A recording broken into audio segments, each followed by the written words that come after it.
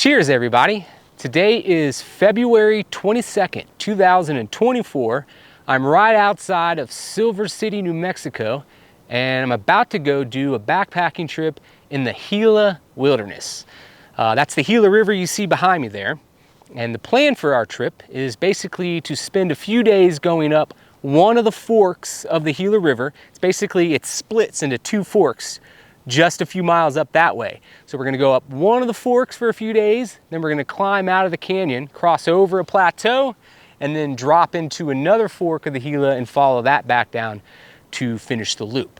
We're not even sure which fork we're starting and ending with yet, and we're also not sure how many days this is gonna be. We're gonna plan on 5 nights, 6 days, and I think it's maybe 36 miles total. So not a very fast-paced trip. But we also have some weather coming in towards the end of the trip, and we're not really sure how severe that's gonna be. Could be rain, could be snow, and so if it ends up being crappy, we're just gonna hike out early. I'm gonna be doing this trip with my friends Kat and Kyle. My friend Kat, most of you guys probably know, I'm traveling with Kat right now, living out of her camper van, and so we're camped right here, and we're waiting for our other friend Kyle to get down here. He lives up in Albuquerque, New Mexico. Actually, this is one of his favorite spots. He comes here a lot. And so he's driving down today to meet us. He's also bringing his 2 dogs. So that's gonna make this trip a little more interesting. We'll be hiking with dogs. And so right now we're just waiting on Kyle to get here, and then we're gonna look at the map some more and kind of figure out ballpark what we wanna do and which fork we wanna start with. And then we'll get going tomorrow morning. A few notes just to add before we get going is that the Gila Wilderness back here, it's actually the very first wilderness ever established here in the United States. And it's also celebrating its 100-year anniversary this year. So that's kind of cool to be here. I've been here one time before, 6 years ago. I did a loop similar to this. It was a little bit bigger. And I've been wanting to come back for a long time now just because I really like this terrain. It's February. You can see there's not a whole lot of snow behind me, and that's one of the cool things about this area is it opens up early to hiking in the wintertime before most of the other places I go. So great wintertime location, and we have ideal conditions, at least for the first couple of days. Another thing to mention is that we're gonna have a lot of creek crossings. Lots, like all we're gonna be doing is crossing the creek. And so we're gonna be getting wet a lot. And I'm not really sure how deep the creeks are gonna be because the water is gonna fluctuate every day. Someone at the visitor center told us that the water 2 days ago was thigh deep. So that's pretty deep, and it could come up a little bit because there's still a bunch of snow higher up in the mountains to the west of here. So river crossings are gonna be interesting, and then the terrain is just gonna be changing a lot. I mentioned I love the terrain here, and it varies. It's kind of a mix between the Rocky Mountains and canyon country. You get a little bit of both. And so we'll be down in some very narrow canyons with huge high walls and craggy, beautiful like cliff bands up high. And then when we climb up onto the plateau, we're gonna have like pine forest with open meadows in places and hopefully some views. I do know that we plan to camp up high one night where we're gonna be overlooking one of the canyons. We've kind of been here before and know the campsite, and that's what we're shooting for. So yeah, it's gonna be a fun trip, beautiful scenery, and I'm looking forward to it. So right now, just waiting on Kyle to get down here, and then we're gonna look at the map and come up with a plan. What's up? Yeah. Oh shit. What's up, man? The party's getting started. Stop. What's up, guys? She's more friendly. He. Stop. All right, this is a little behind the scenes look. We are getting a little pre-trip meal in. Catherine is treating us to a 5-star dinner. What do you got going on here? I got some chili. Ooh, look at that. Yeah. With some with beef. Yep. And some sourdough bread toasting up. All right. You ready for the Gila? I am. Yeah? Yeah. Well, I guess you've already had a taste of it. This is the view right out the camper, which you can see is pretty awesome. Sit, sit, sit. Guys, sit, sit, sit, sit, sit, sit. Good job. Stop that.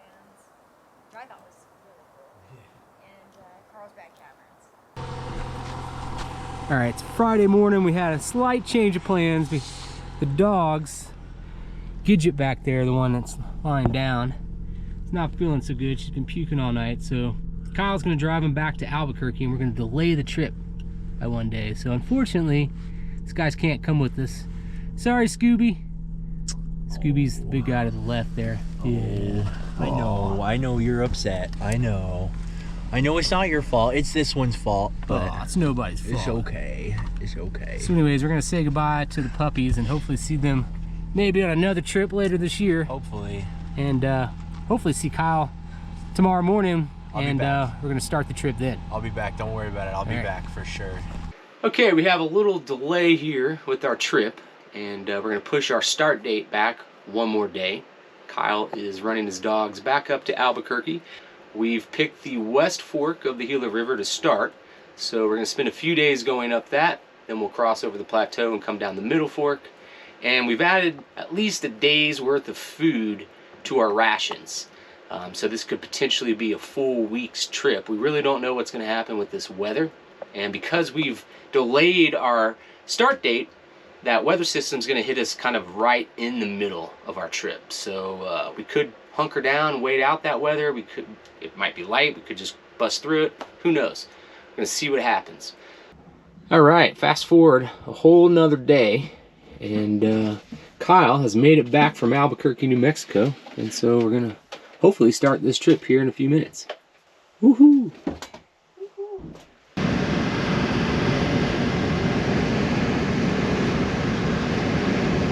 We are on our way over to the trailhead to start the trip, and we've run into a bunch of javelina. It's our first wildlife sighting. You can see them out there in the field. Looks kind of like a dog. Also known as skunk pigs. Huh.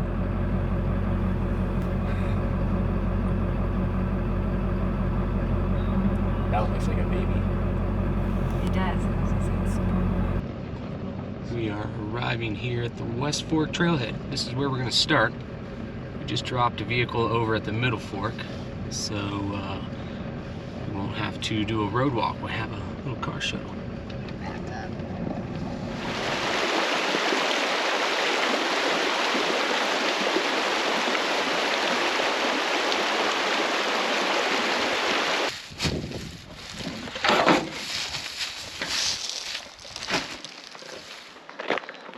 Yeah.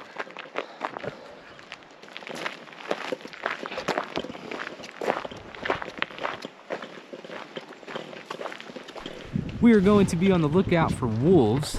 The Mexican wolf was reintroduced here not too long ago, and I believe there's about 100 throughout the Gila National Forest. So I doubt we see any, but they are here, as well as black bears and mountain lions. We've made it about 2 minutes, and we're already at our first crossing of the West Fork. And we're pretty much going to be doing this the entire time. The trail just goes back and forth every few minutes. But water does not look deep at all here to start. That's a really good sign.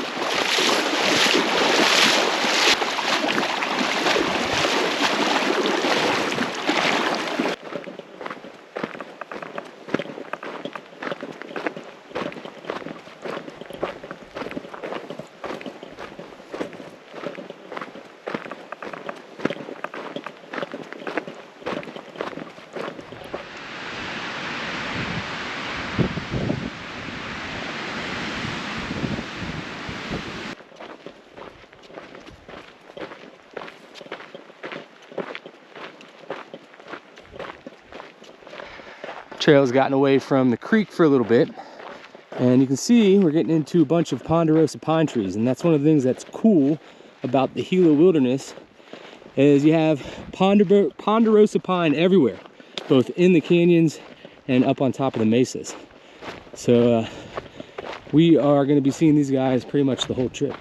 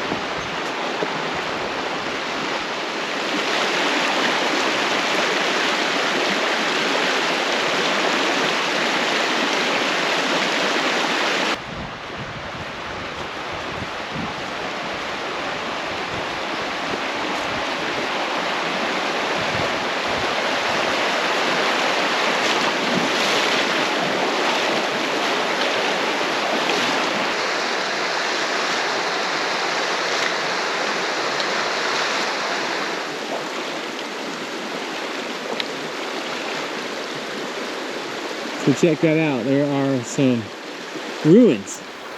We are walking underneath a set of old cliff dweller ruins. You can see that little structure there in the cave. I believe it was the Mogollon culture, the people that used to live here, and I think it was about 700 years ago that they came here and built these and only lived in them for a few years, I think, before they left.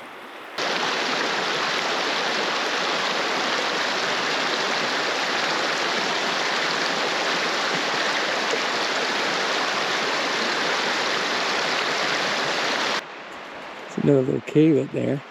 You can see how craggy these walls are.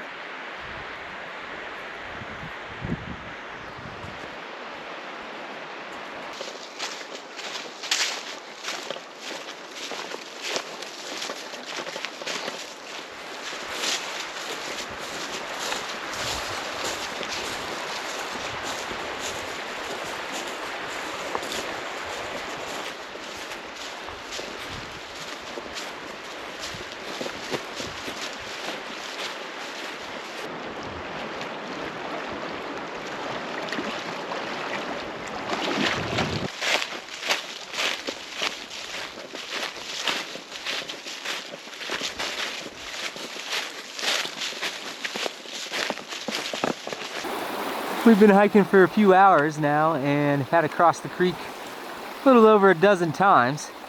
Does not appear to be getting any smaller, but thankfully it's not too swift and hasn't gotten above the knees yet.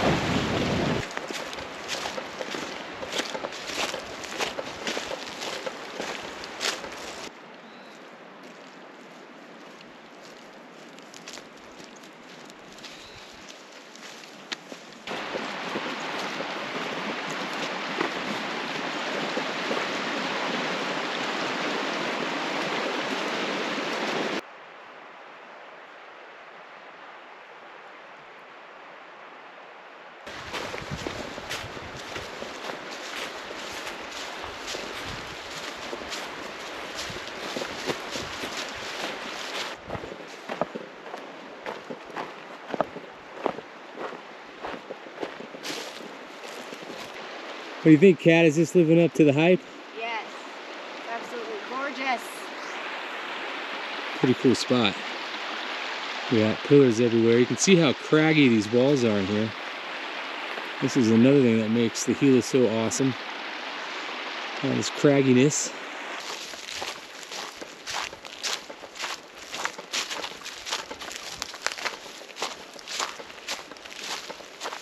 We have never really had much of a plan today other than to just hike in a few miles and find a good camp. So starting to get late. I think the sun sets about 6 p.m. And so we're gonna try to find a camp. We've already seen a bunch of good ones, so we're expecting to find another one here shortly and make camp.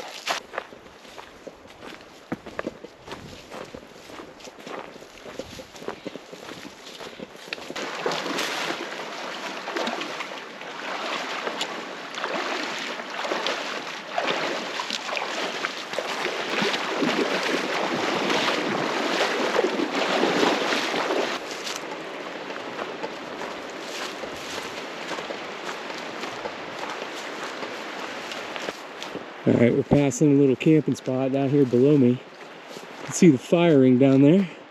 So we're gonna drop down and make camp in this little flat right alongside the creek.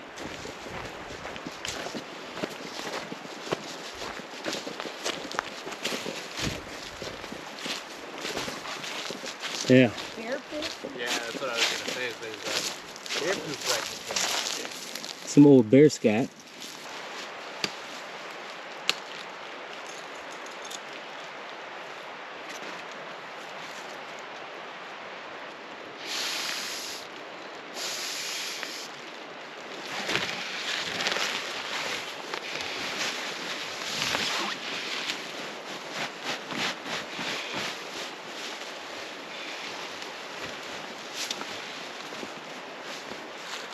So here's a look at my tent setup. I'm using some sort of Eureka tent, not even sure the make or model. A friend gave this to me a while back. It's been in storage and I basically have destroyed all my other tents. This is the only good one I have left that zips up. So I'm using it right now. It's a one person, one door tent. Give me a quick look inside. Not a whole lot of space, but I do like it. It's just got a cozy feel to it. This is my quilt. It's a 20-degree quilt. Can't remember the name of the company, but I'll go over all my gear at the very end of this video. Everything that I'm bringing for the trip. But this is just a quick look at what I'm using. A Eureka Spitfire. There you go. That's what it is. Kyle is the local expert. He's from Albuquerque, and you've been here quite a few times before, right? Yeah, about this is my 7th time here. Okay, yeah. That's awesome. I love the Gila. It's one of my favorite places to come to. So I'm going to defer to him on all my information. And what kind of tent is this that you're using? This is a 6 Moons design. It's the Haven tent. It's the 2-person Haven tent. I like it. It's really nice. And it sets up with trekking poles? Yeah. You can do it with trekking poles, but I bought the like the tent poles for it. Take a better look at it. I don't use trekking poles. Okay.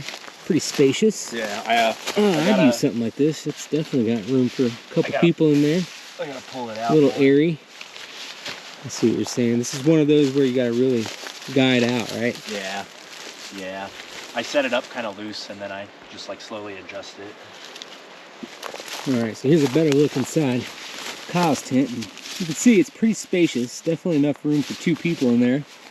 Probably even fit 3 or 4 in an emergency.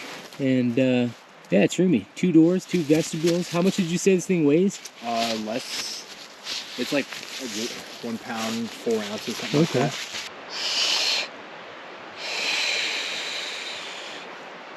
Checking in with the master here. What kind of tent are you using? I have a Nemo Hornet Elite 2-person tent. Yeah? Yeah. 2-door, weighs what, Two-door. probably just over 2.5 pounds or so? Yeah, it's even that. It's So, really lightweight. You got another inner mesh, but you don't need trekking poles. Yours is totally freestanding. Correct. And you've had it for a while. I have. And you've been using the same series or same style of tent for a long time now, right? Yes. And this one they don't make anymore, but I'm having trouble with my zippers now, so we'll see how long it lasts.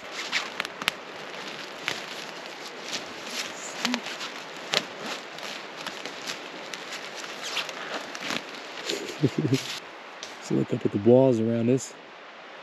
Kind of in a nice little narrow section of canyon. Kind of on a tight bend. Got a lot of trees.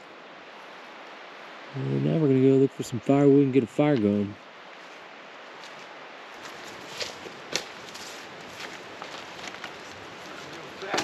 Fire going. Yeah, now it's done.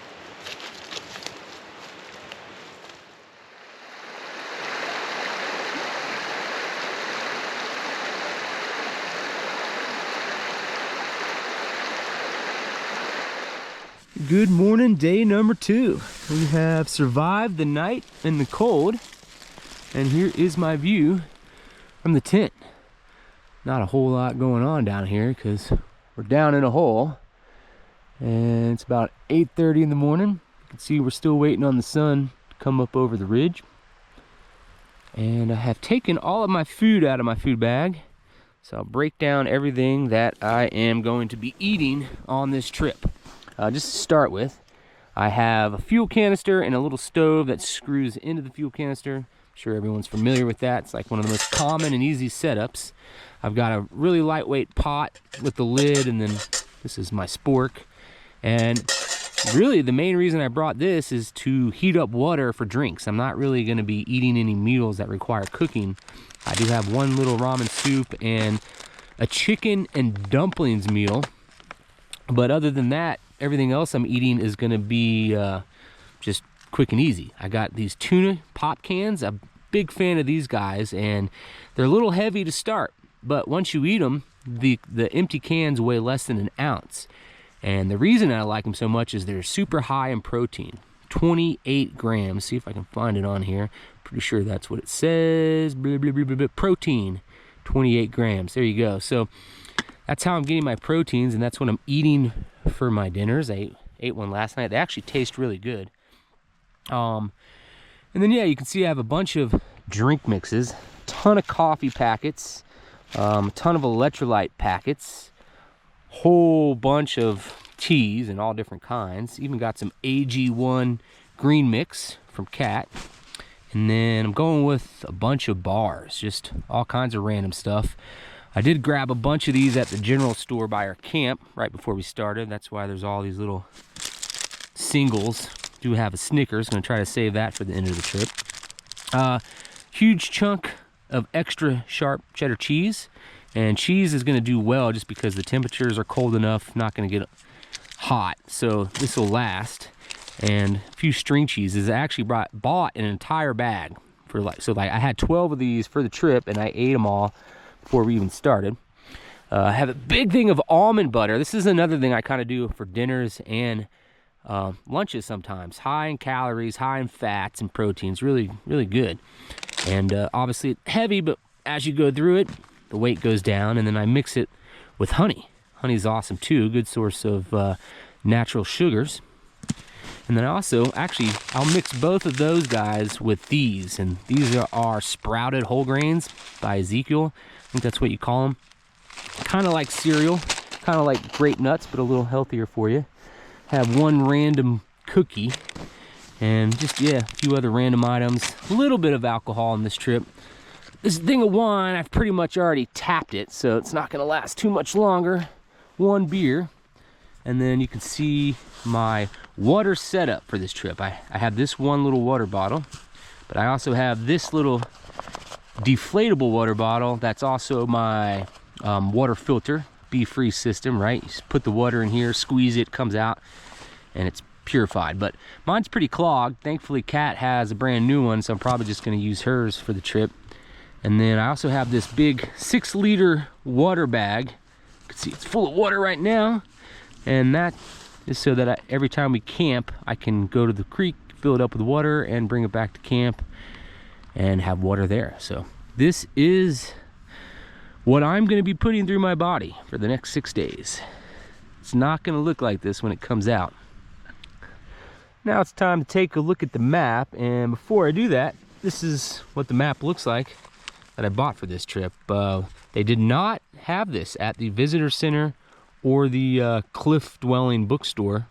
We actually had to go find this someplace else. It's a Forest Service map for the Gila Wilderness and the Gila National Forest. It's pretty big, not a ton of detail, but as far as I know, this is the only paper map that they make for the Gila, so it's what I'm gonna be using. So right now we are camped somewhere in this little stretch of the canyon, and we started from right over here yesterday. And if you look at the map here, you should be able to see both forks of the Gila. You have, this is the West Fork winding its way through here, and then up top here you can see the Middle Fork kind of coming down, winding its way this way. And so our plan today is just to keep heading up the canyon. We really don't have a plan other than we're kind of shooting for this Hell's Hole, kind of a cool sounding name. And it's like 6 or 7 miles away from where we're at now. This is the Hell's Hole right here. And when we get there, that's one of our first options for climbing out of this canyon and working our way over to the Middle Fork. Don't think we're gonna do that today. No, we're not gonna do that today. And not even sure if that's the way we're gonna go, because we're also gonna have the option to keep going up the West Fork back here to the White Creek Meadows, and looks like there's the Trotter Trail. We could climb up there too and work our way over. So don't know how it's gonna play out. Just know that today we are gonna just keep going up canyon and have fun and see what happens. And then you can obviously see what the route's gonna entail once we get over here. Very windy canyon in the Middle Fork as well, and we're gonna have a lot more side options for exploring. There's going to be a hot spring, maybe a few hot springs over here, as well as several side canyons.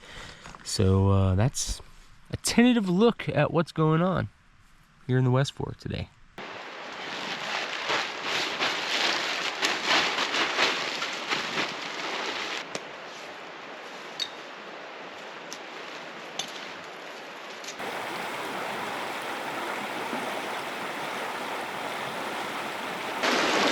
Here's our first look at the Gila this morning. And doesn't look as big as it was yesterday, but could rise later today. We're expecting it to get hot before the storm. Supposed to get up to like 78, 79, so there might be some snow melt, but to start, crossing it's pretty easy.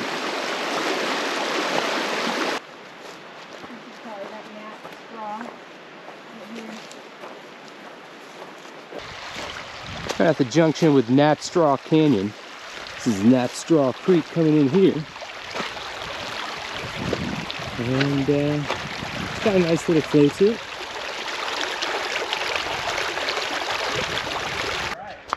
We've heard rock fall above us in these cliffs 3 different times now. And so we're gonna try to push through here pretty fast, get out from underneath the wall. You can also see we're starting to run into a lot more snow. Ice. And yeah, it's ice on the trail.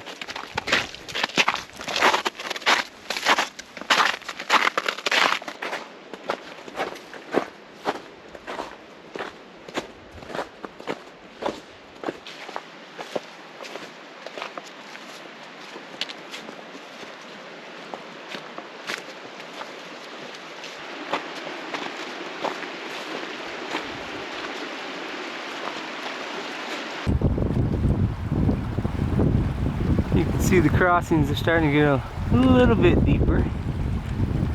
It's up to just over Kat's knees.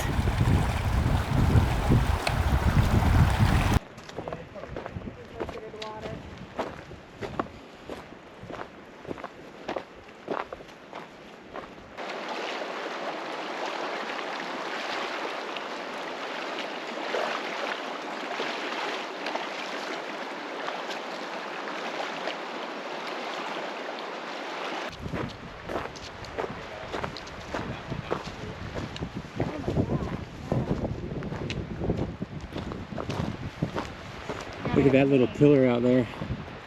It's like penciled in.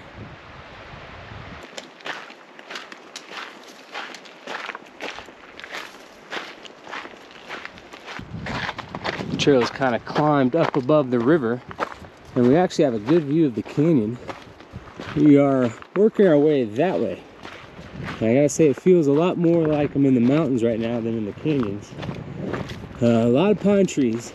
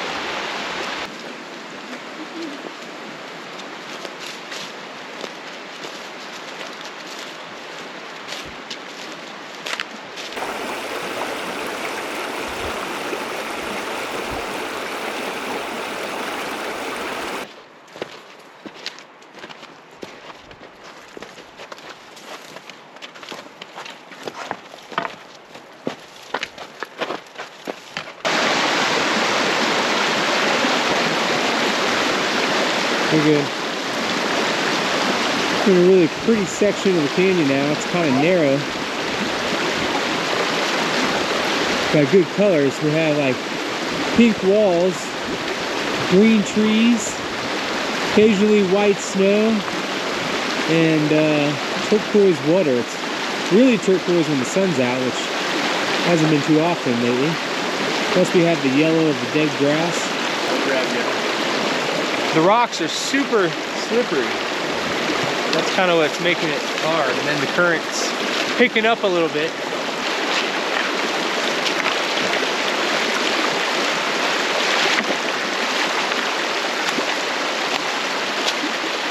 has been nothing but crossing after crossing pretty much the whole day. Never seems like we really go more than just a few minutes without having to get back in the water, but getting pretty close to Hell's Hole. And Kat's got the map downloaded on her phone. It shows there being a few good camps right up here at the junction. So hoping to get up there and maybe find a camp and call it good for day 2.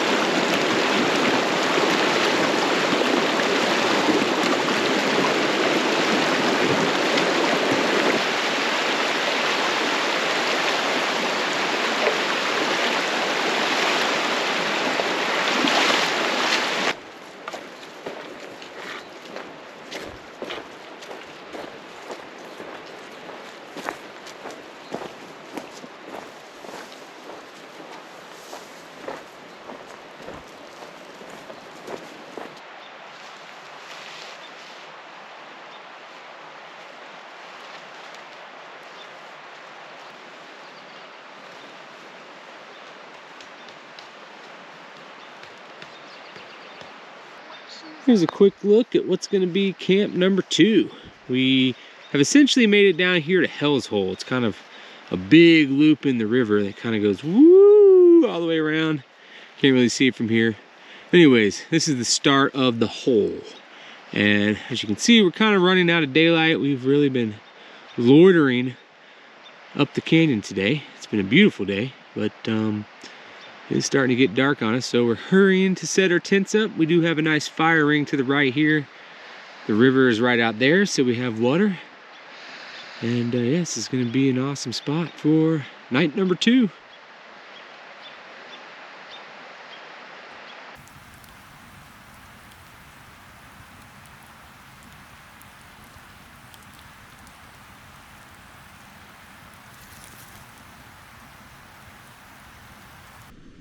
Well, good morning. It is the start of day 3. I'm sitting here in my snuggy little tent. This is my view outside. Getting some coffee going. Looks like my water's boiling actually. So turn that off. It was sprinkling rain on us for a little bit here just a few minutes ago. And actually for a couple hours this morning, but it looks like it's let off and the skies are clearing. This is the recipe for a very good and cheap cup of coffee. You basically take a couple of these hazelnut taster choice packets, dump them in your hot water. You do want to make sure you open the little bag better than I did. See how I didn't open it all the way and some of my coffee got stuck in there, so that's not good. After adding 2 packets of those guys, you add one of these Trader Joe's instant coffee packets. And this one, you can see it's all white. It's got a bunch of probably bad stuff in there to make it taste better. Add some sugar, probably fake sugar. Once you get all the coffee in there, you give it a little quick stir. You might want to let it sit for a minute to cool off so you can actually drink it, and then voila. Poor man's premium coffee. Right now we are camped somewhere, actually right exactly here where it says that 0.04 miles. You can see there's kind of an indent in the canyon, a side canyon's coming in. This is Hell's Hole Canyon. Can't really see it. And it's just like a big open spot that we're just gonna bypass. We started yesterday somewhere like over in this area right here, which was just before Nat Straw Canyon. You can see how windy it is in here, and it did take us a long time. A lot of creek crossings. We were not in a hurry. Took a lot of breaks, but it definitely took us more time to do the 7 miles yesterday than we were expecting. But that's okay. Not a big deal. Today we have a much easier day. We'll call today a vacation day. It's about 4 miles to keep going up the canyon. We'll have to cross the creek a few more times, and then we'll actually climb above the creek for a little ways, and when we drop back down to it, that's where we're expecting to camp. There's a really pretty area in here. They're calling it the White Creek Administrative Site here. I've been here once before. There was an old cabin that was locked up. White Creek comes in here. There's some really beautiful meadows and nice camps. And then most likely tomorrow, you see these switchbacks right here, just going back and forth. That looks ugly. That's probably going to be what we're going to do first thing tomorrow morning and get up here on the plateau to start working over the canyon. But today, easy day in the West Fork.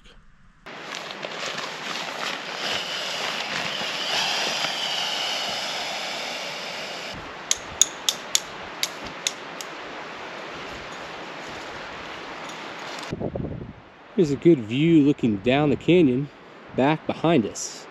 Our camp last night was somewhere down in there.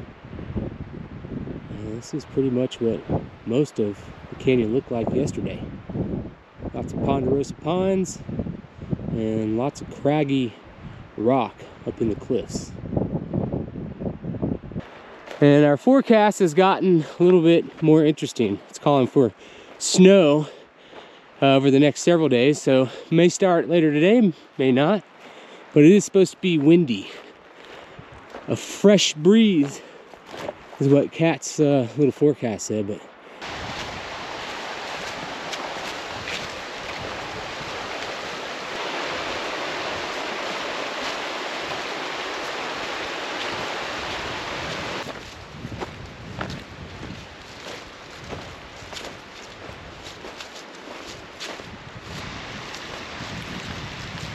the trail has been mostly ice this morning.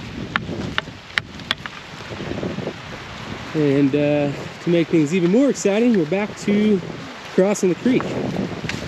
So that gives you an idea of how cold the water is. I think most of this water is snow melt. I believe the Gila River is a snow melt stream. Oh yeah, it's cold.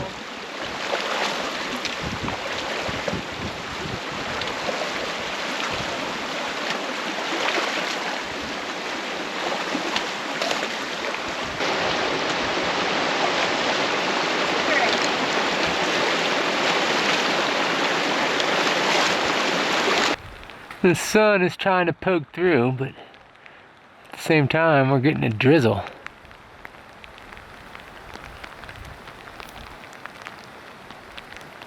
It's raining. Yeah. Our fresh breeze is turning into a wet breeze. Getting hit with our first squall.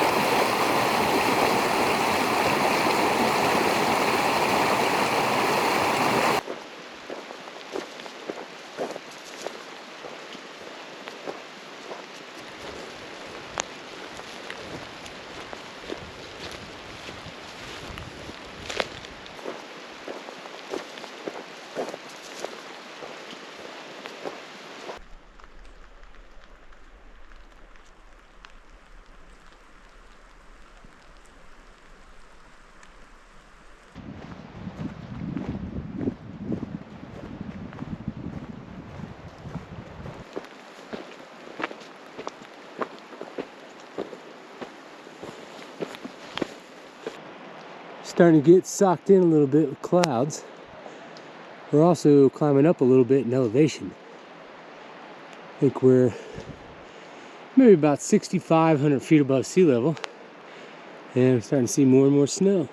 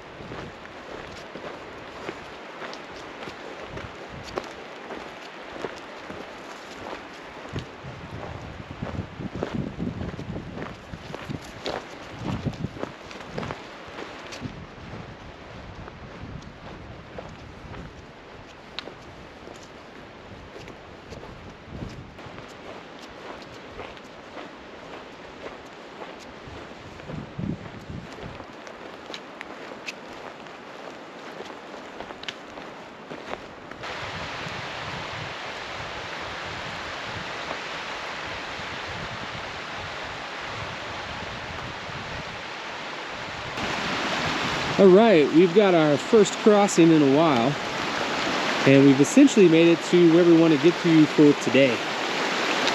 We're not quite to the White Creek Junction, but we're to the first good camping spot, which is right across the creek from us, right over there. So we're gonna cross here, check that spot out, and if we like it, we're gonna make camp there. If not, we're just gonna go up this valley a little bit and find the next camp.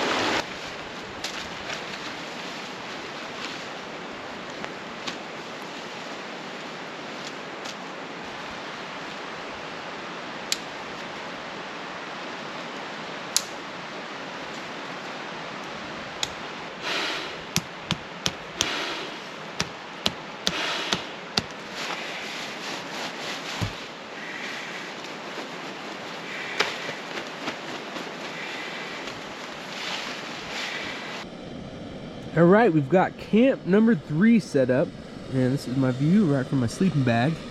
And it's kind of raining. It's been raining off and on for a while, but we were able to get set up without getting too wet. And then the West Fork of the Gila is like right there. So we got water nearby, a big meadow out there, the White Creek Trail Junction, not too far away. That is 0% Cat right there drinking some hot tea to warm up. She said her weather forecast said 0% chance of rain today, and we've been defying the odds. Yeah. So yeah, hunkered down here. I'm boiling some water. Looks like it's ready. Make some tea myself to warm up. And yeah, here's a look at the shoes I'm using for this trip.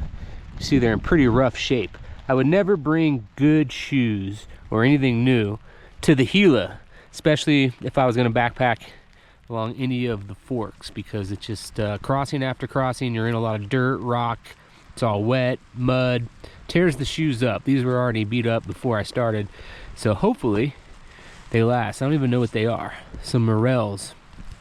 And yeah, I don't even take these off for any of my crossings. I just hike in wet shoes all the time because crossings are so frequent. And my socks, I also no longer bring good socks anytime I have to do a lot of creek crossings. So what I do is I take all my old socks. If I lose a sock or something, I just have random socks. You see, I cut the tops of them off, and then I just use them as my river crossing socks. Yeah. All right, well, rain's picking up, so we're gonna hunker down here and see what happens with this weather.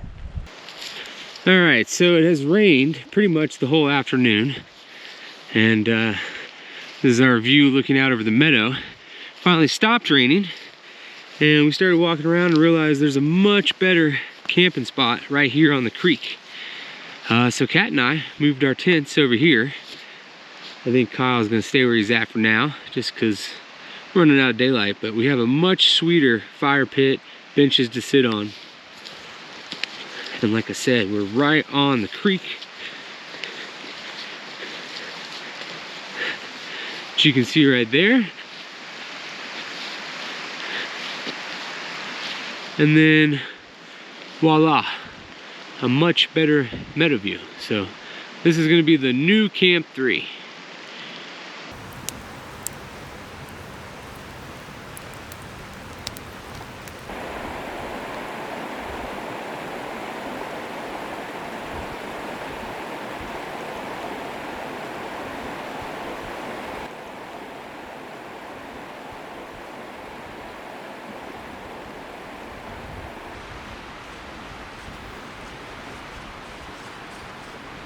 Good morning, day number 4. And this is my first look outside the tent this morning. You can see a lot of clouds. It rained pretty hard last night, 4 a.m. this morning. And thankfully it has stopped for a little bit anyways. So right now we are camped somewhere in this area. And the plan today is to leave the West Fork and climb up onto the plateau. You can see right here, there's a bunch of switchbacks. So we're gonna be going straight up. I believe that's about 1,000 feet right away. All these contour lines are 200 feet each. So this map can kind of be a little confusing because of that. But climbing up on the plateau will be in the neighborhood of like 7,500 feet above sea level. So probably be a little colder. we're gonna head up to Lily Park, and then we have a lot of trail options, but we're basically gonna go this way and just cut across the plateau. Water's gonna be an issue, but probably not today just because it's rainy and there's still snow up high. But we do know by this prior cabin, there should be a little water tank we can get water from, probably water in the creek. And ultimately, we're heading over towards what we're calling Kyle's Camp. And it's somewhere in this area right before the drop down into the Middle Fork. And we want to camp there. We should have some great views looking pretty much everywhere. It's about 11 or 12 miles away, so gonna take us all day to get there, but should be easier hiking because we're not gonna be doing any river crossings. And then it's also worth mentioning, you can see this is like the border of the map right here. This whole map, I'll pull the camera back. I mean, this is just a small portion of the east side. And if you flip this over, there's just as big of a portion for the west side. And so this West Fork that we're on, it keeps going a ways. However, the farther up you go, you start running into some flood damage in the canyon, as well as a lot of fire burn out this way. So that's kind of why we're calling it good for the West Fork now, and gonna start heading over towards the Middle Fork.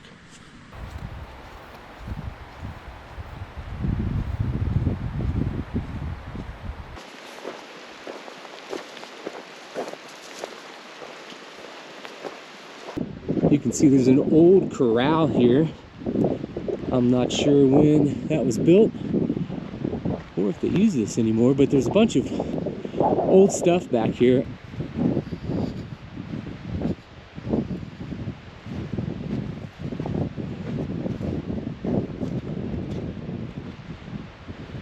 I don't know if they still use this or not. Over here you have an old foundation. And actually, if you look at this big log right here, it looks like that was once the base layer of maybe a cabin. Here's a better angle of it. You can see the whole foundation. In several places they had little support walls. And I'm guessing this was an old cabin with the corral. Things are a bit nippy here to start. Much colder than it has been. See, these guys are all bundled up. There's a Forest Service cabin here. This is really pretty. White Creek comes in over there. But that cabin is locked up. You can't even see inside. And today's gonna be a suck day. Yesterday was a vacation day. Today's a suck day. We gotta go across the river in this cold. And then at least we'll be done with the river crossings at that point. Then we're gonna hike straight up that slope right there, climb up 1,000 feet. All right, Kat, get in there. Get in there? Get in there. This won't be cold at all. Kyle's already mooning in pain.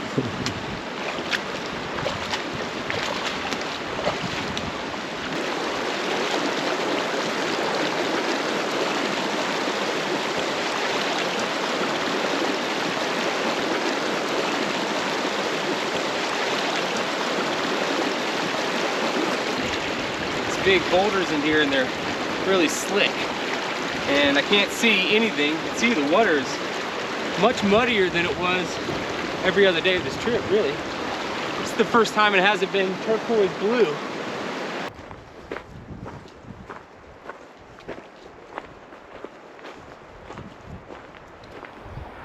Here's a good look back at our meadow.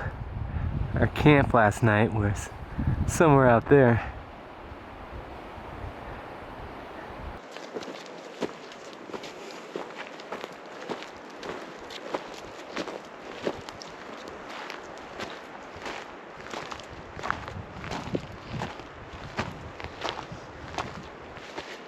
Might be able to see some of those peaks out there. There's some even bigger ones that are being blocked by the clouds, but a lot of snow out that way.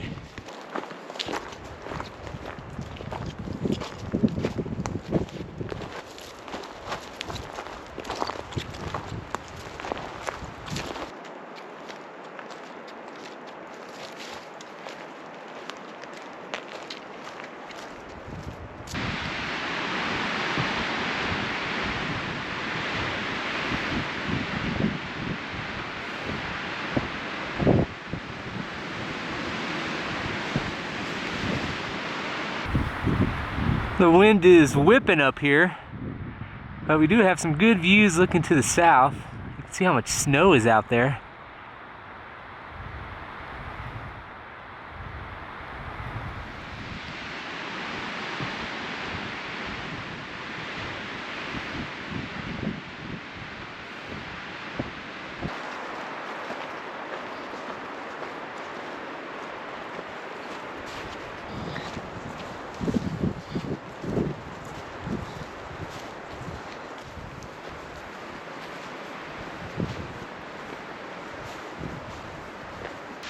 We are up on top of the plateau now. Scenery is going to start to change. You're going to notice all these ponderosa pine trees around me. We're going to get into some meadows.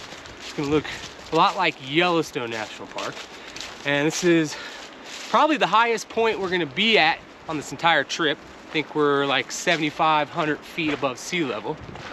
And it is pretty much all downhill the rest of the way. This is also the halfway point of our trip.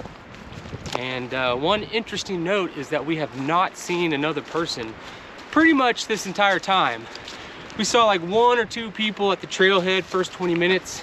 Once we passed them, it's been completely quiet out here, just us. So it's kind of awesome.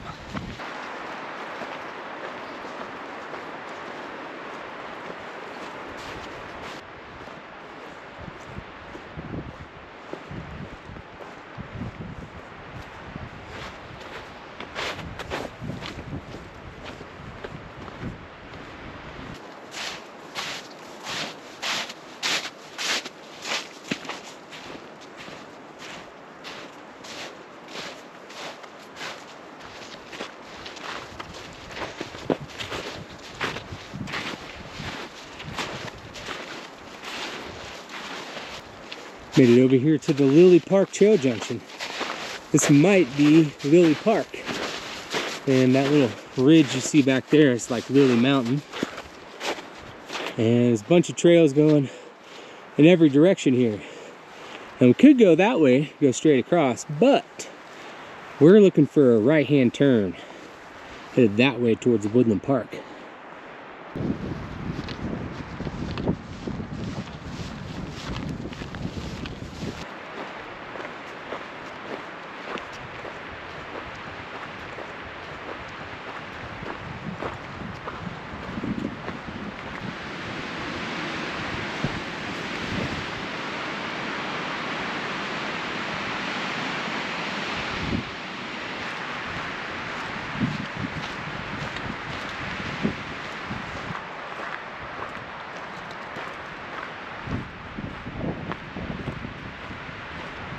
We're essentially walking the rim of the canyon right now, the West Fork, and at times we have great views of it. Right now I think we're passing Hell's Hole, which was kind of where we were camped 2 nights ago.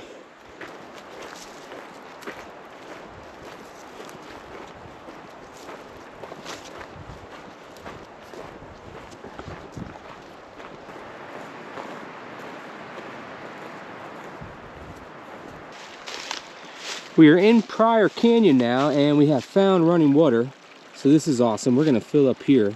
Really didn't carry up much water today because I was counting on finding water in a lot of places, and we have seen it in a lot of places. That's where I'm gonna fill up right there. It's a nice little clear spring.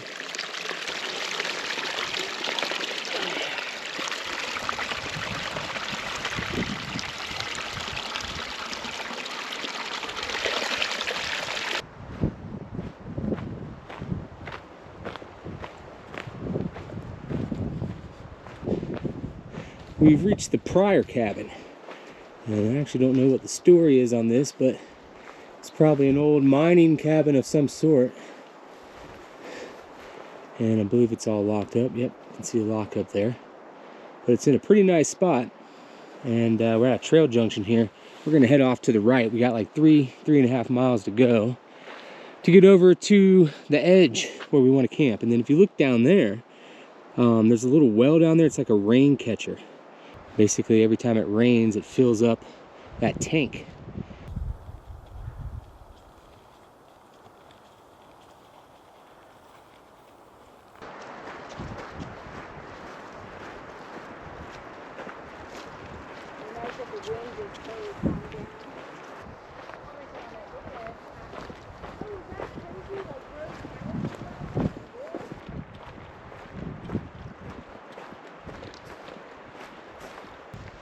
See, we're pretty close to the rim out there.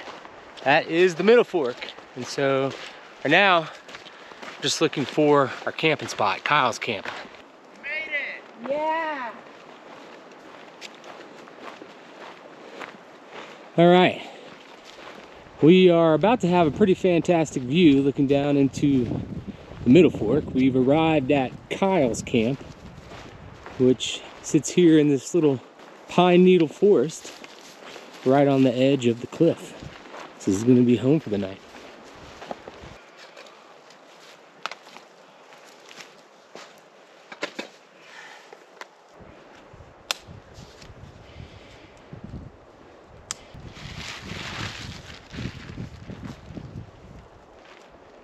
So you can see we have a pretty sweet fire ring right here. Already got a bunch of wood piled up for us. And then the view is awesome, especially if you walk out here on this rock.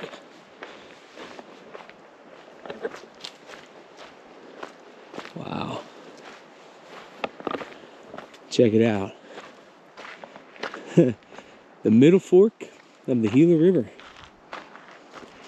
And I believe that is called the Meadows down in there in that little section. I actually camped down there, it's really pretty. And wow, look at the view looking up the canyon. And so tomorrow we'll be taking the trail down to somewhere in there, and then we'll just begin going downriver. I believe it's like 13 miles. Once we get into the bottom, it's 13 miles all the way back to the trailhead that way.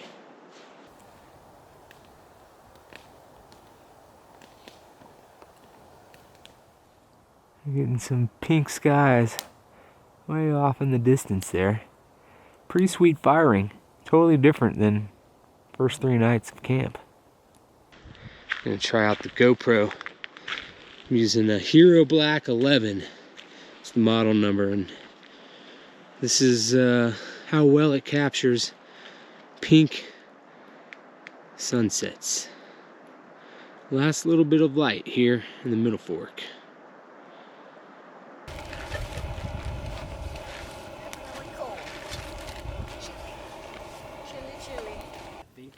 Supposed to either come from over here or maybe over there. I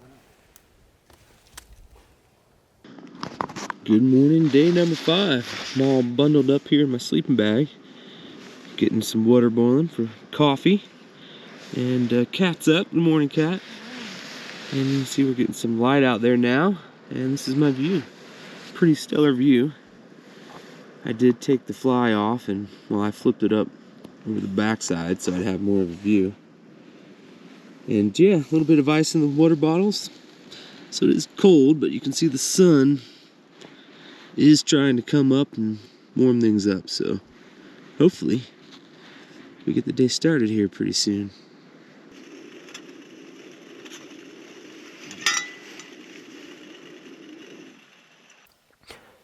So look across at Kat's water bottle. You can see she's got a bunch of ice in it.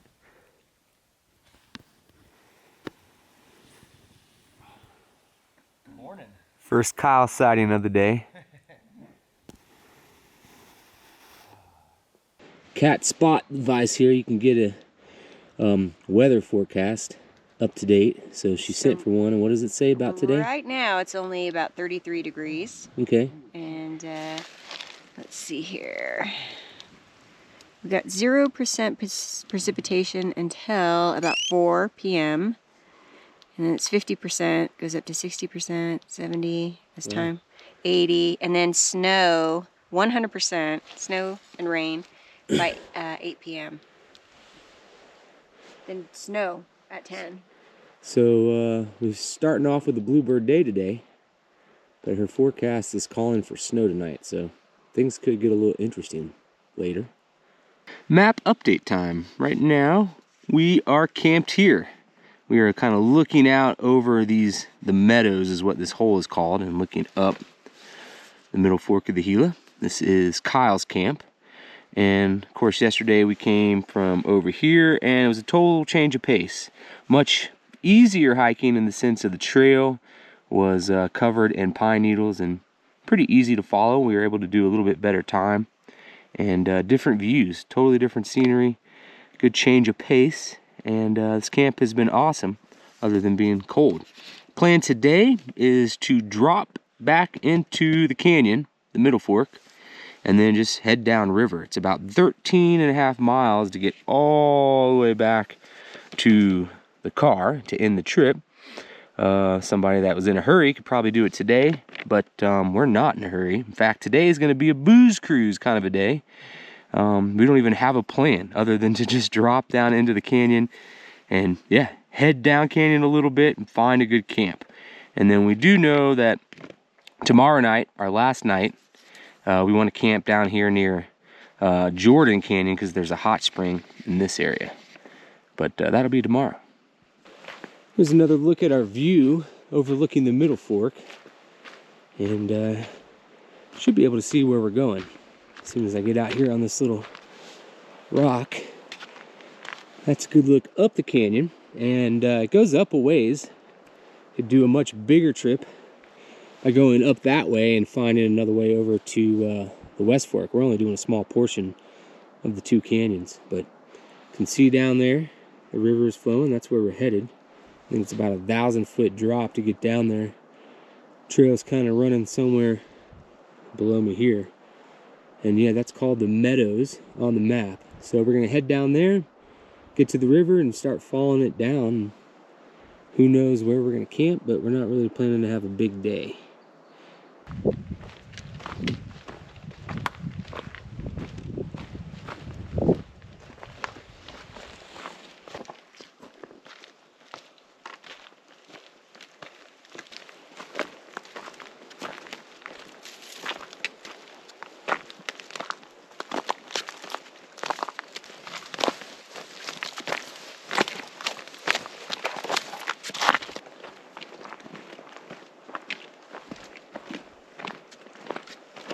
Careful.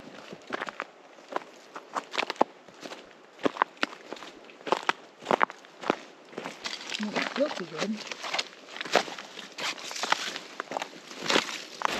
All right, we've made it down here to the Middle Fork, and the adventure level has just gone up a few points because there is quite a bit of water flowing down here. I think it's going to be crossable. It's really tough to say because you can't really see how deep it is because it's so muddy, but just wide, quite a bit of water. And we're expecting more rain, although right now the weather looks really good. But I will say it is absolutely beautiful in here. Kind of looks like we're in the Rocky Mountains somewhere.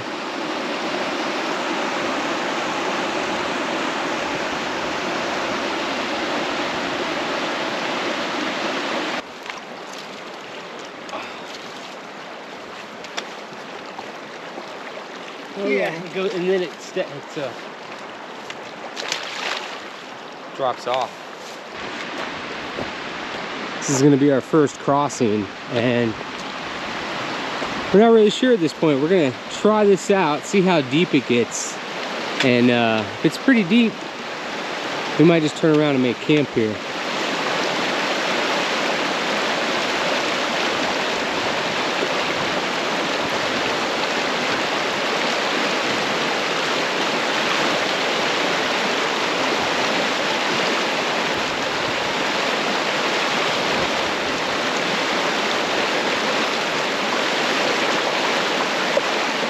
Pretty strong.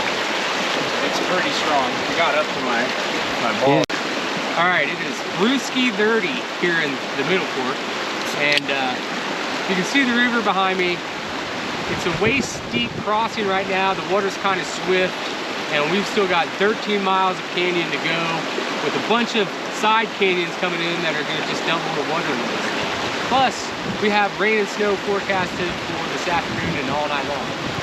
So it doesn't look good for going down this way. And so we're just gonna call it good here, not even get wet. And we're gonna turn around, we're gonna camp right down here in this Meadows hole. and then wait out this little round of storms, and then tomorrow hopefully climb back up onto the plateau and head back to the car. So the adventure is taking a whole new turn, but it is still booze cruise here in the Gila. So we'll just enjoy this beer, enjoy the area, and see what happens. Yeah, Kyle is 6'4", so he's the tallest one in the group, and the water was coming up over his waist. So it's a retreat in progress, but it's still going to be a fun, beautiful retreat. We're going to get to see more of the high country. And today we get to hang out down here in the meadows.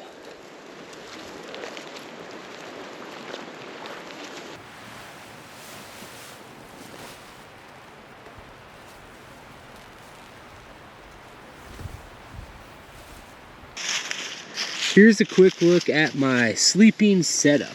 And to start with, I'm using a 20-degree quilt by UGQ Outdoors. And actually like the quilt. I'll show you the bottom of it here. You can see there's like a drawstring at the bottom of the foot box and a little zipper here, so I can actually unzip this, open it up, and it acts like a blanket where I zip up the foot box.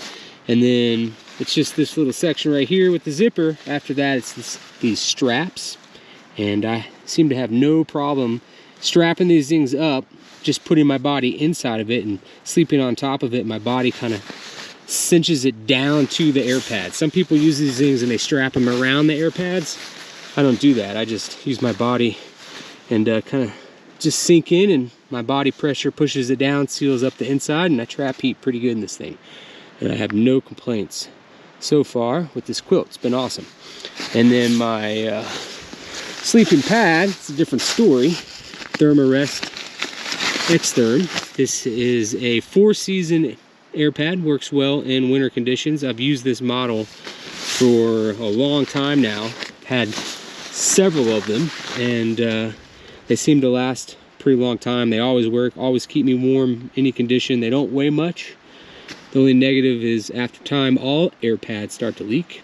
And so right now I have a little nozzle leak on this guy, which means it goes flat every couple of hours.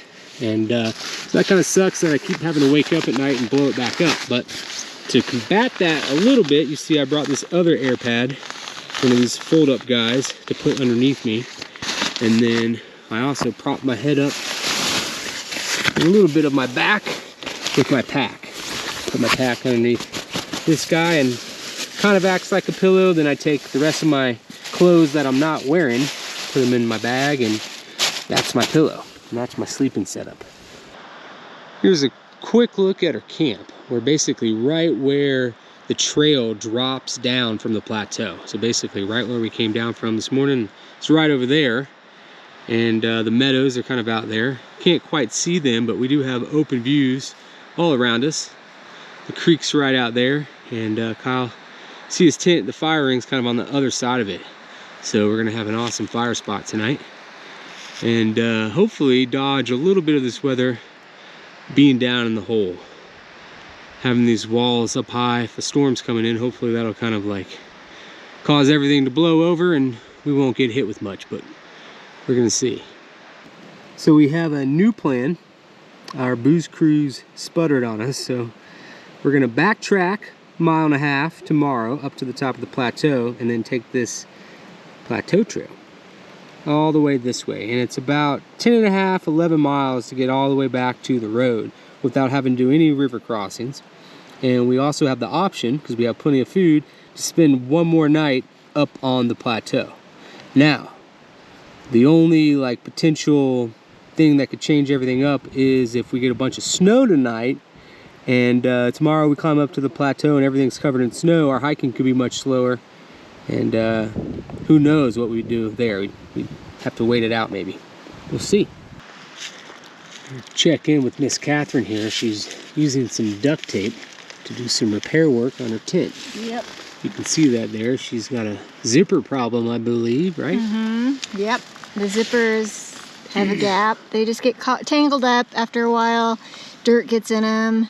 And unfortunately, this one's just not cooperating any longer. So just trying to do a patch before the storm comes. Where did you buy that duct tape down in the Bahamas? Got palm trees on it. Here in the Gila, there's no palm trees out here. Nope. What do you think of the Gila so far? Is it living up to the expectations? Yeah, it's absolutely gorgeous. It's very diverse, much more diverse than I would have thought. We had, you know, snowy top mountain peaks, we've had the rivers, we've had forests. It has a little bit of everything, and different areas reminded me of different places. It's been absolutely gorgeous. What are your thoughts on the creek today and not wanting to go further? A little too deep and fast. No go. No go? No go. No way. I mean, a cat no go. I don't want to be on an episode of I Shouldn't Be Alive. I mean, yeah, it's that's just way too strong, the current. Yeah. And Kyle's 6'4", and I'm almost a foot shorter than him. And to be going through that, I would have been probably up to my waist. Yeah. And we would have had 50 or 60 of those crossings. Yeah, and the current is very strong. Yeah, so we'll have a relaxing trip back across the plateau. Unless there's a huge snowstorm, then we'll see what yeah, happens. stay tuned. The adventure is not over yet, no. Need to document this. What is this? What is your forecast saying for tonight? It says heavy snow. Heavy snow? Yeah. What? 100% chance. What time? It starts at 10 p.m. All right, there's a high stakes trade going down. 1 ramen chicken noodle soup and 1 Snickers bar minus 1 small bite off the end of it. I have offered that up to Catherine, and in exchange, she's already accepted the deal. Lasagna with meat sauce. That'll go to me for tonight, so fair deal. Yep. I get 1 bite of the Snickers and a awesome dinner for tonight, lasagna. I actually tried to throw in one of these tunas in the cans, but Catherine declined. Said it wasn't necessary to complete the deal. Here's one last look around our camp. You can see we're kind of just in this little open meadow. Got some trees scattered around us, up against the hillside. And as I swing this to the right, looks like our weather's starting to move in. Most of the rain's supposed to come overnight and early in the morning, and hopefully it's going to be all clear by the time we wake up. I'm curious to see if the river rises at all. It's still pretty swollen right now as it is, but we'll see if it comes up tomorrow. Look at that log right there. Let's see if we can see that log in the morning.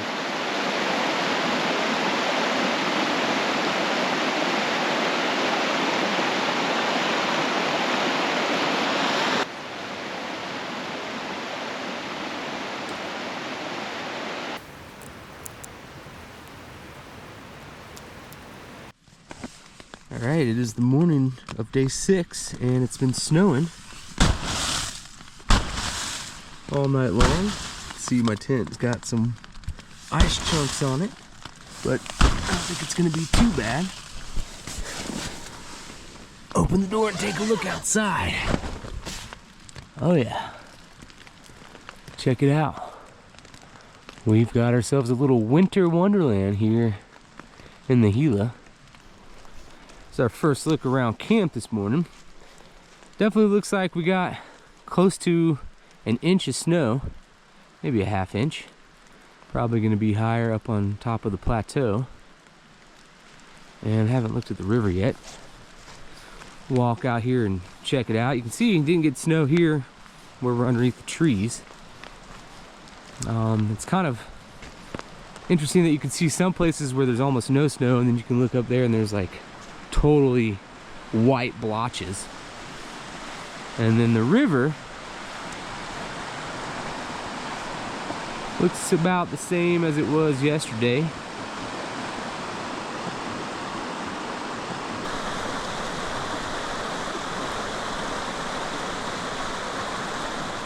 So regardless of what we end up doing today, we have to climb back up to the top of the plateau, which is going to be another 1,000 feet higher than where we're at. So there's the potential there's going to be quite a bit more snow up there. Right now we're kind of waiting on the weather to hopefully clear up a little bit. Cat's forecast says it's supposed to be sunny here in the next few hours, so we'll see.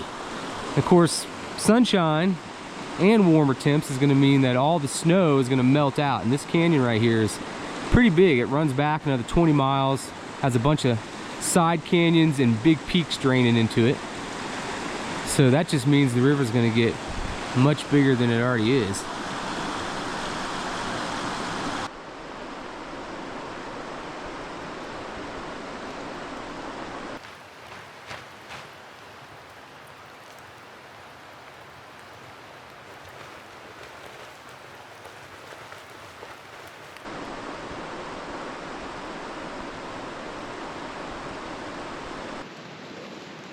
All right, Kat, what do you think? That is a beam of sunlight right above your head there.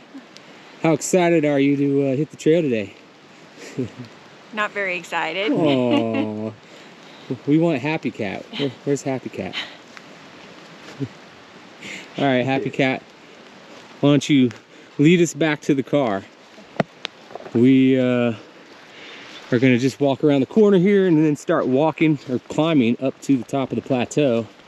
And then we're gonna see what that looks like. But we're expecting to have wet, cold feet most of the day.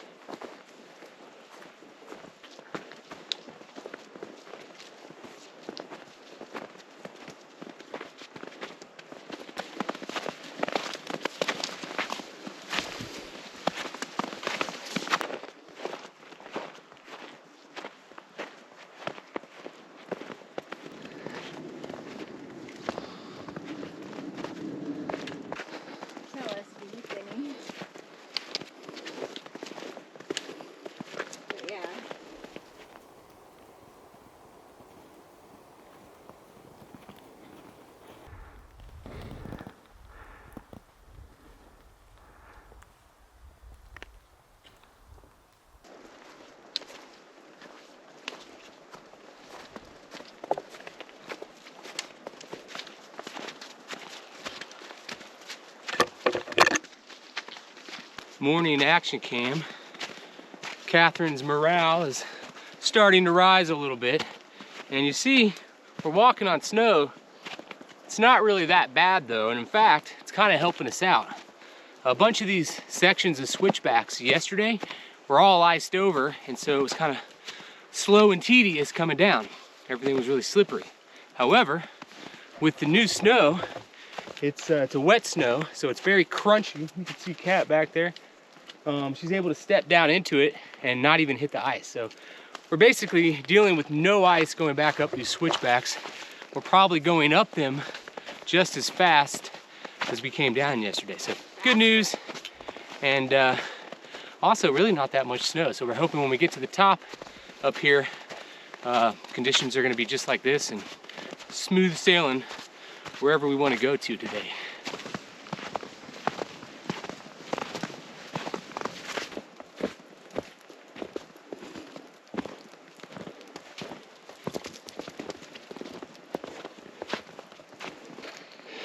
All right, we have topped out on our plateau. This is our old campsite from 2 nights ago. You can see it's covered in a little skiff of snow, but not really much, so that's a really good sign. We'll walk out here and take one last look down at the middle fork. And looks a little bit different than when we were here last. Our camp was like somewhere in the trees there. And yeah, it looks like a bunch of the snow from this morning has melted out. And hence the reason we're not going down the river, because it's all gonna turn into river water. You can see back there, those mountains got a good amount of new snow on them. And kind of patchy skies, but definitely the weather looks much calmer than yesterday. That's a good sign. We are at our trail junction and I'm in the snow. Check out these tracks. These almost could be wolf tracks. It's definitely a canine, and there's both coyotes and Mexican wolves here. That one just looks a little bit big. Look at these. Those look a little bit big for a coyote. The only thing I could say is the snow could have melted a little bit. But look right here. Look at that. Oh man, that looks like wolf to me. That is my hand for size. But that looks like a wolf track. That would be a really big coyote. Look at this one. Whoa. That's almost as big as my hand.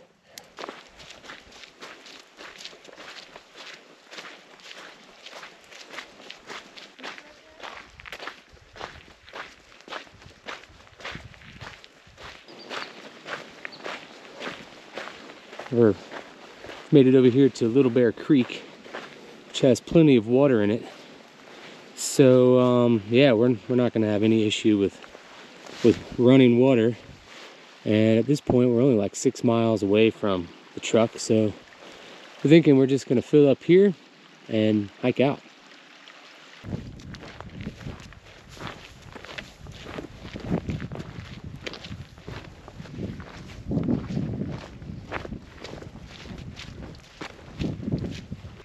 We are parting ways with our buddy Kyle here. He's going to stay out one more night. Kyle, first of all, you've been awesome this whole trip. What are you going to remember most? What was your favorite moment of this little Gila adventure? Ooh, definitely that rainy day where we were coming up to White Creek, where everything just popped from the rain. Like all the rocks were super pretty, like the algae and everything was all like fluorescent green. Yeah, that was definitely my favorite day for sure. I mean, even though the rain made it a little cold, that was still, I love that shit. Yeah. All right, awesome, good times. Yeah. Thank you guys. Yeah, Gila 2024. Yeah. All right, you can kind of see where we're headed. The West Fork is basically all out in here. And so we started probably from somewhere down in there. But right now, we're gonna keep walking this ridge. I think we'll be on the other side of it and we'll be dropping down slowly. And yeah, we're gonna intersect the road right out there at the bottom. Those green meadows out there. You can actually see the road way out there. All right, we made it down to our final trail junction. Sign says we got 2 miles to go, get to the road. So this trip is essentially over. And we just did pass a person, which is the first person we've seen this entire trip. So we've basically had the whole place to ourselves this entire time, which has been awesome. Today has ended up being much better day of hiking than we first thought. The snow really wasn't an issue at all, kind of all melted out. And we've had a lot of great views, still have some good views in every direction. So great day of hiking. We left our buddy Kyle out there. He had one more night of food, wanted to stay out. He's kind of on his own vacation. I don't blame him. But Kat and I, we still have more food. However, my air pad really isn't working. It's got like a leak in it, and every 2 hours I have to blow it back up. So I haven't really been sleeping good last couple of nights, and Kat's having all kinds of problems with her tent. She's over it, nothing zips up, and we're also kind of just wet. We've just been out here for, well, this is the 6th day now, and yeah, we're ready just to get back out and move on to the next chapter. But freaking awesome time.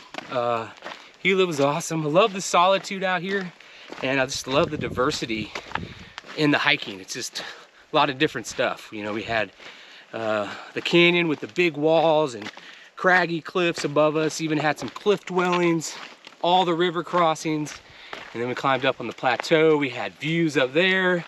Then we got snow, which changed like the look and color of everything, and really all the weather kind of helped to make it even more diverse. We had rain, wind, snow. So it's definitely been a fun little adventure. Definitely didn't go as planned. I am kind of a little bummed I didn't get to go down the Middle Fork just because I really wanted to. It's a beautiful canyon, but no way that would have worked. We'd have been super cold, super wet, and dealing with some really big crossings. So that just means I have to come back and do a trip here again.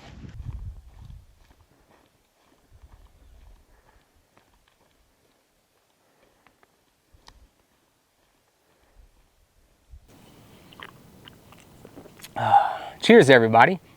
It is the morning after the trip, and I've got my backpack here. I'm gonna pull all of my stuff out and go over what I brought for this trip.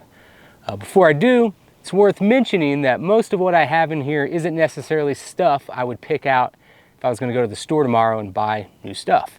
This is mostly just hand-me-downs and stuff other people have used, not wanted, and given to me. And so it's kind of like a ragtag setup, and I am going to be trying to upgrade this thing throughout the year. This is 2024. By the end of the year, it'll be fun to look back at what I started with and see how things have changed. Anyways, I'm going to start with the pack here, and then I'll pull everything out and start another video. But the pack I'm using right now is an Osprey Atmos 65-liter backpack. It's not one that I picked out. My friend Martina bought this, used it once, didn't like it, and gave it to me for free. So that was awesome. It's lasted me about 1.5 years, and it's been pretty comfortable. It works. It's on the heavier side of packs for what I tend to like. I think it weighs 3 or 4 pounds by itself without anything in it. But the good thing has been that it carries a heavy load well. So it works for like these shoulder season winter types of trips where I'm not doing big days, carrying a lot more weight, carrying a lot more stuff for the winter and the cold. It's comfortable, a lot more comfortable than the Exos packs I used to have, which I do like, but those just don't hold heavy weight well. But this one has the classic anti-gravity back thing going that Osprey has on a lot of their packs. It's comfortable, and it allows for like airflow in the back so you don't sweat as much.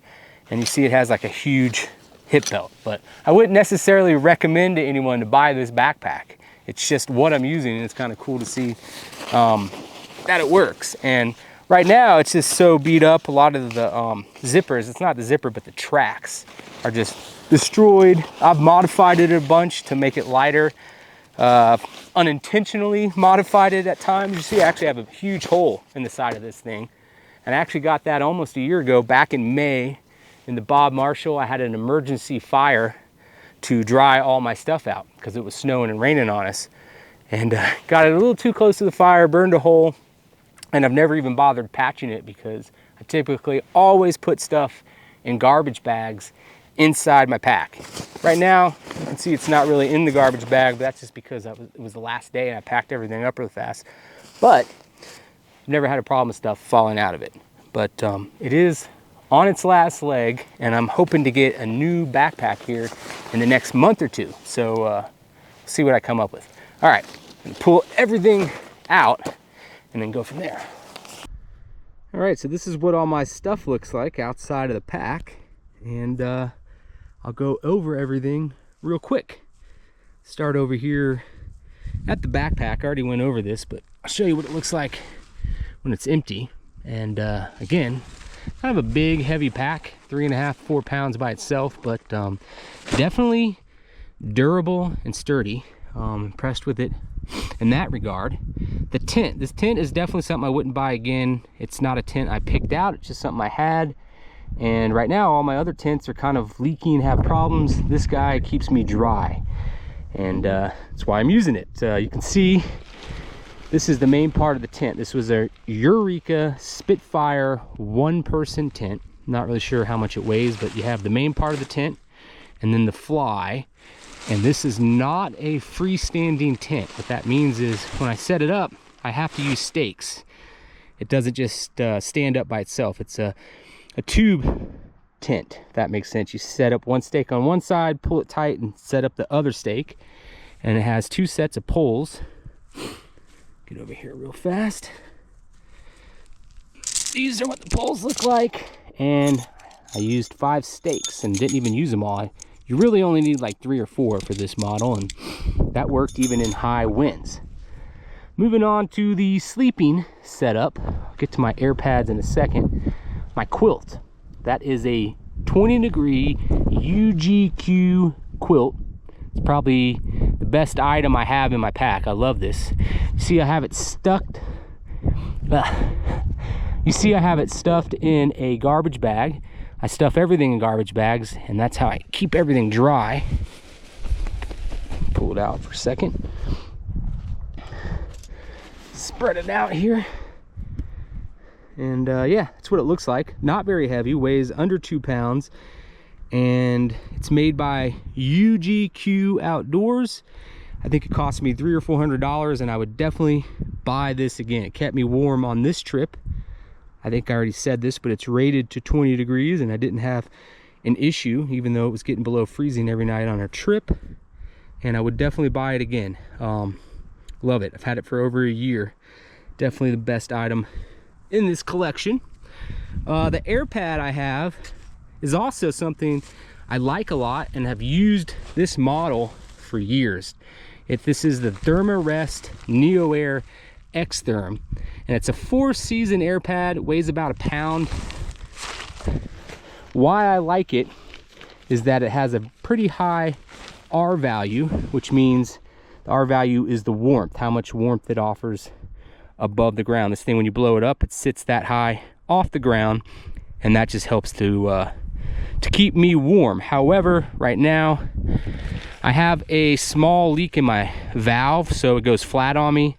I mean, that's kind of normal for all air pads. I used this one for a year and a half without issue, and so I'm gonna have to probably get another one, possibly the same model. But because mine is leaking a little bit, I also brought this extra pad. This is like one of those Thermarest Z pads, and I basically just put it down on the ground like that in my tent, then put my air pad on top of it, and this little extra layer just adds some warmth to help insulate me, especially obviously because this guy is leaking. So if this wasn't leaking, I wouldn't have that. How about that? All right, let's get this out of the way.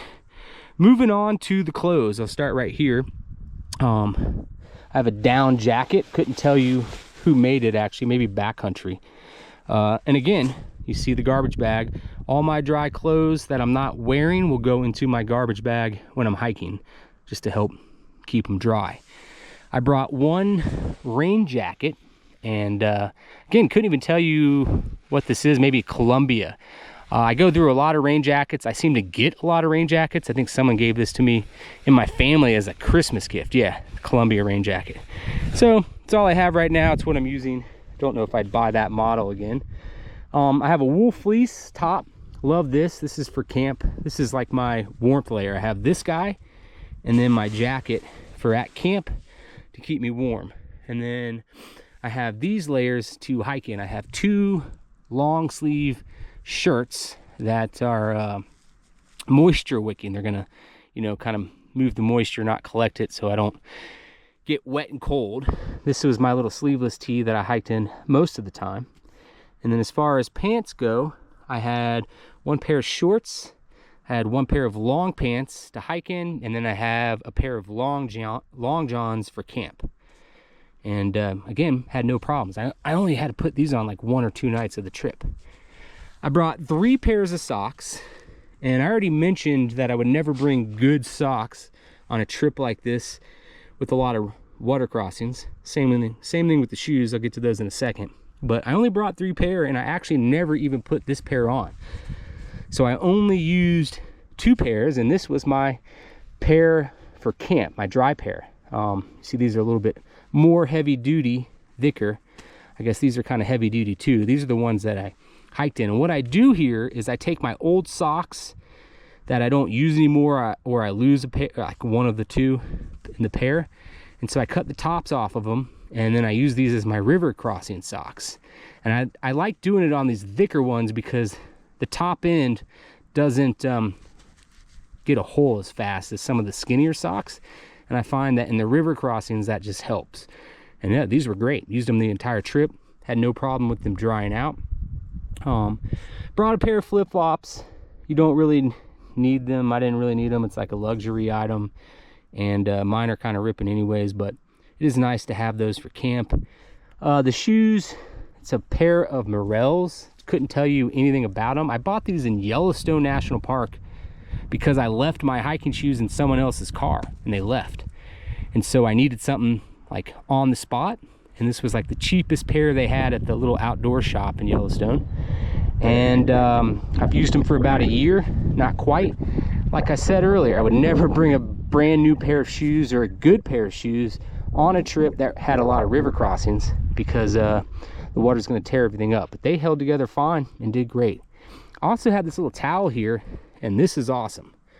I love bringing these on trips where I'm in the water a lot for obvious reasons, because you can dry things out.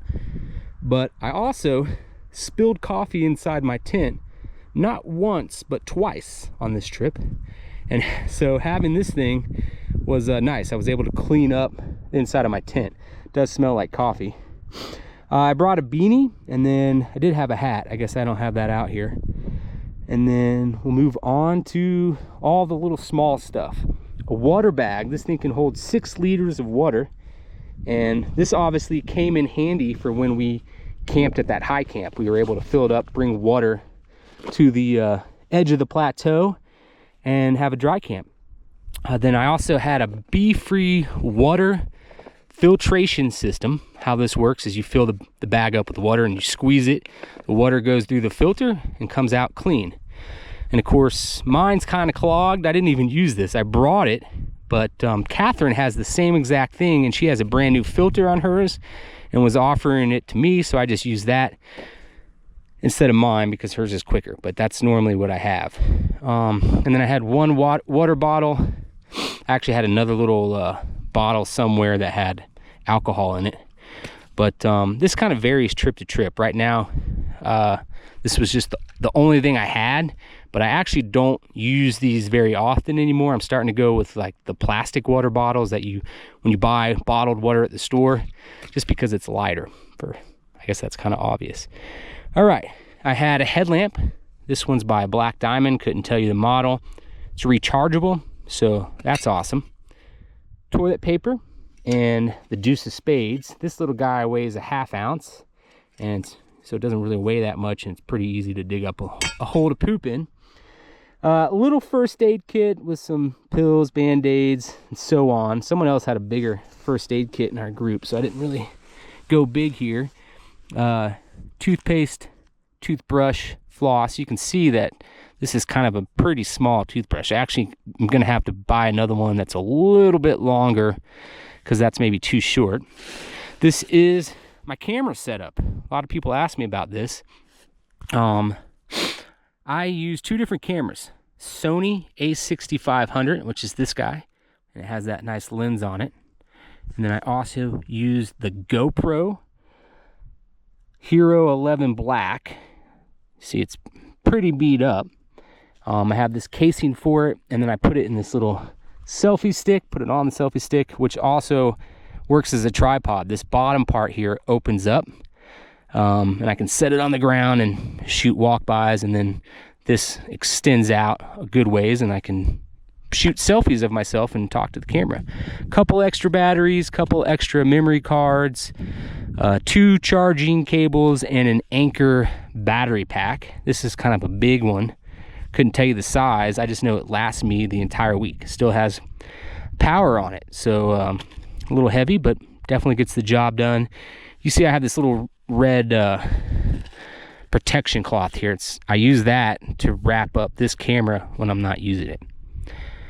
That is the camera gear, and last but not least, the food, or what's left of it. I already went over my food in the trip, but I'll just touch on it briefly here. You see I have a spork or a spoon.